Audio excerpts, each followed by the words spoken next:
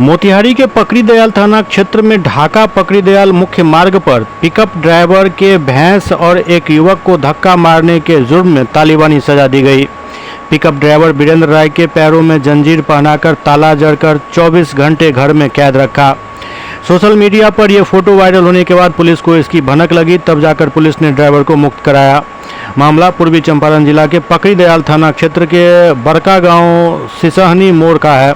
ग्रामीणों ने बताया कि सोमवार देर शाम पिकअप ड्राइवर ने सीताराम पंडित के पुत्र को ठोकर मार दिया, जो बुरी तरह से घायल हो गया। वहीं मोतिहारी में इलाज चल रहा है।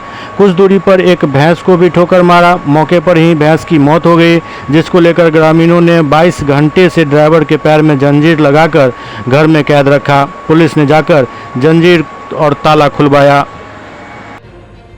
पकड़ीदयाल थाना अंतर्गत एक पिकअप चालक वीरेंद्र राय द्वारा तेजी से वाहन चलाने के क्रम में एक युवक को ठोकर लग गई।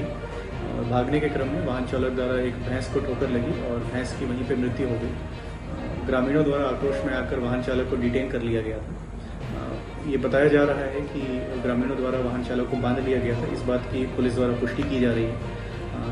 पकड़ीदयाल थाना द्वारा वाहन चालक को डिटेन कर लिया गया है और इस मामले में आवेदन प्राप्त कर FIR भी दर्ज की जाएगी और आगे कार्रवाई की जाएगी।